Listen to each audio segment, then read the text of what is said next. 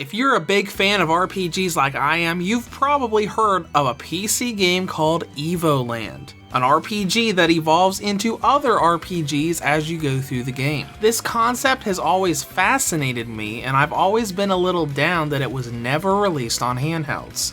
I can also say I'm responsible for a few emails that those developers got about wanting that game on the Vita. But hey, patience is a virtue, and patience paid off for me because both Evoland 1 and 2 are now on a modern handheld. Here is my review of Evoland Legendary Edition for the Nintendo Switch. Since Legendary Edition has 2 games in it, there are 2 completely different stories. Evoland is about a nameless protagonist who is supposedly the last member of an elite peacekeeping force. When the world is under threat by a powerful villain, he ventures through the world to collect mystical power that allows him to view the world differently to stop them. Now I'll say it flat out, Evoland 1's story sounds really cool in concept, but the execution really wasn't done very well. It's an extremely short game, and most of the plot points either are just thrown at you and never explained, or they rely on random story elements from an RPG that the game is copying and use that reference as a crutch. Evoland 2, on the other hand, is a different story. Evo 2 is about an amnesiac young man who wakes up in a village only to be thrown out of his own timeline by an ancient relic. He and his companions then scramble to get back to their own time and stop an apocalyptic disaster from taking place.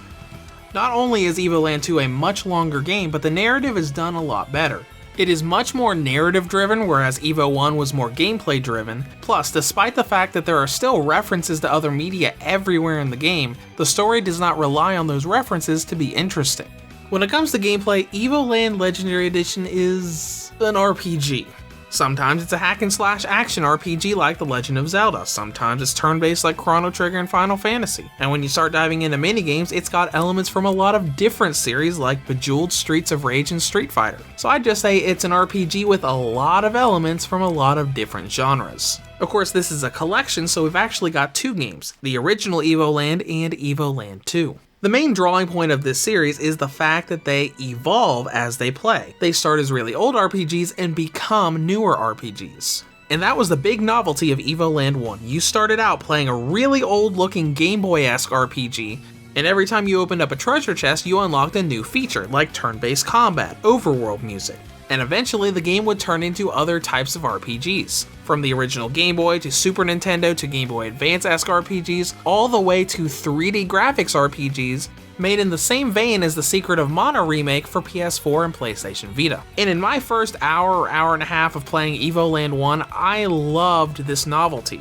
It was so cool and thrilling to see my favorite genre literally evolving in front of my eyes, but that novelty only lasts so long. Evo 1 gave you very little control over this feature outside of the fact that you knew you were going to unlock something new whenever you opened up a treasure chest. And it was a very short experience. The game basically took you through an adventure of, here are the basics of the game in 2D mode, here they are again in 3D mode, and here's the end of the game. You really didn't have a lot of time to take in all these features, because I finished Evoland 1 in less than 2.5 hours. It really felt more like a tech demo than anything else, especially after I started playing Evoland 2.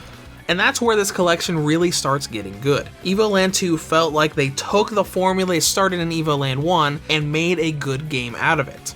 You have a lot of control over the genre-changing features, and there's a lot more to it than just 2 different types of RPGs. In the main game, you've got traditional action and turn-based segments like in Evoland 1, but you've also got side-scrolling segments and mini-games that go into a lot of different games and different genres.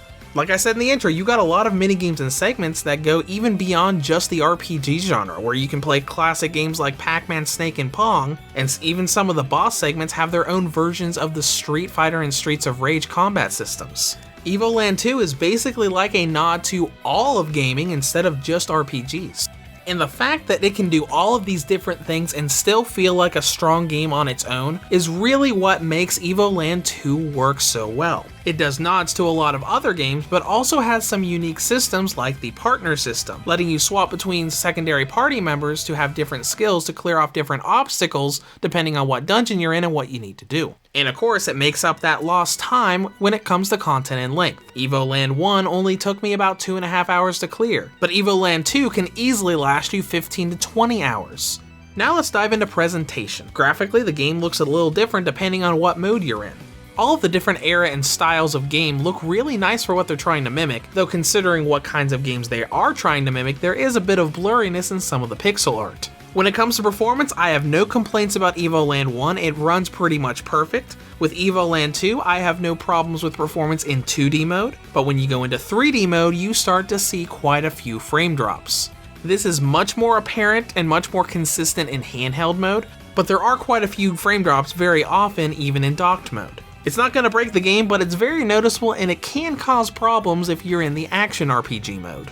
Now let's dive into battery life, which is, well, very different. Considering this is a 2D and 3D RPG at the same time, I figured I would do 2 battery tests, and it was a good thing that I did, because the readings are very different. In 2D mode, Evoland Legendary Edition has a battery range of 4 hours and 39 minutes on high settings, up to 6 hours and 50 minutes on low settings. Now when you dive into 3D mode, it has a battery range of 2 hours and 50 minutes on high settings, up to 3 hours and 23 minutes on low settings. That's quite the difference, so remember when you change from 2D to 3D mode, the battery consumption increases by quite a bit. Now, in conclusion, Evoland is something I've wanted on handhelds for years and I've finally got it. Now, on the downside, the first game feels less like a completed game and more like a technical demo, and there are quite a few frame drops in 3D mode of Evoland 2. But still, the second game is a competent RPG and more than makes up for what the first game lacks. If you like RPGs and parodies, this is definitely something you should check out. Reviews to Go rates Evoland Legendary Edition for the Nintendo Switch an 8 out of 10. If you have any comments or questions, feel free to leave them below or head to the website at reviewstogo.com.